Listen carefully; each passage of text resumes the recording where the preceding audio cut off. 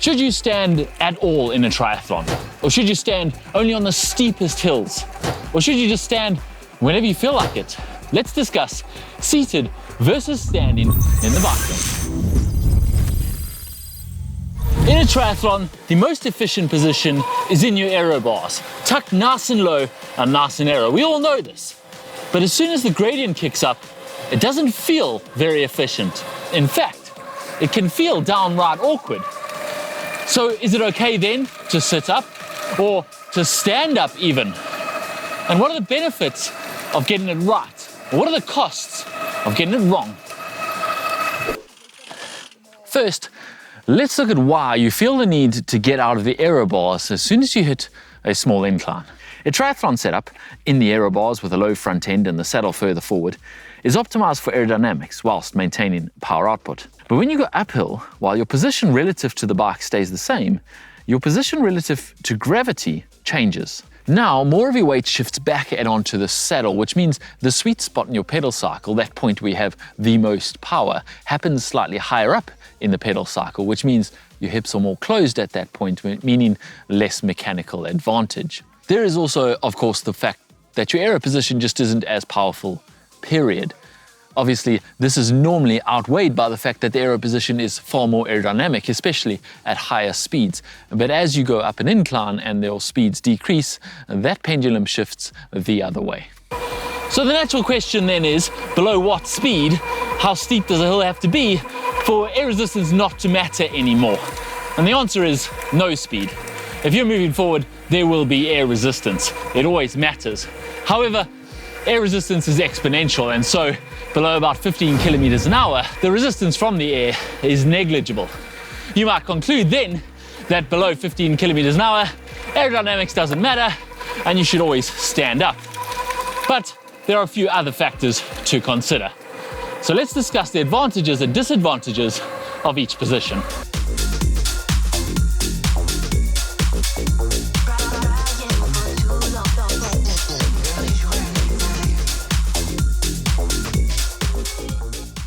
Standing is powerful. It allows the most muscle recruitment and for almost everyone will lead to the highest power output. But standing has also got the highest metabolic cost. It's going to cause your heart rate to shoot up and it will cause your leg muscles, particularly your quads, to tire more quickly. It also is the least aerodynamic, presenting your whole body to the oncoming wind. So standing should be used sparingly to get over the steepest part of the climb or to get over the top of the hill. But if you stand too much, you're actually going to cost yourself time and slow yourself down over the bike leg of a triathlon. The aero bar position is the fastest and most efficient position on the bicycle.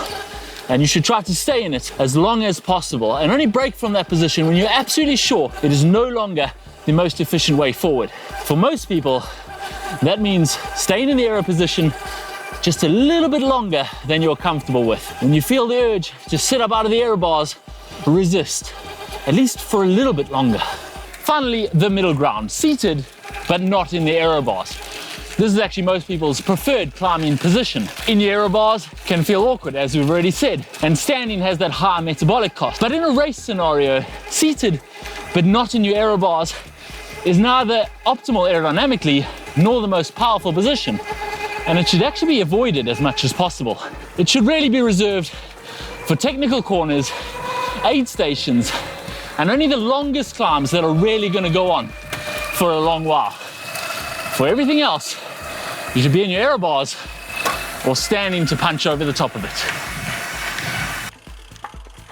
A lot of the decision on when to stand and for how long in a race is personal preference. It depends on what you prefer and also what you're good at. For example, a rider that prefers a higher cadence will prefer to sit for longer and spin before standing up, whereas a rider that prefers a lower cadence will be more comfortable standing for longer and will therefore do it more without it draining them. So how can you improve your choice of position on the bike in a race? Well, here are my tips. Practice. Not just on that long flat ride or when you're doing intervals, but in every ride, over every terrain. In that long ride, try and stay in your aero bars over every roller, up and down. Aero bar hill reps. As they say, practice what you find difficult. It feels awkward and uncomfortable climbing in your aero bars. so practice it until it doesn't. In a race, try to avoid sitting up out of the aero bars as much as possible. Only do it for eating, drinking, or cornering. If you've practiced tip 1 and 2, this should be a lot easier.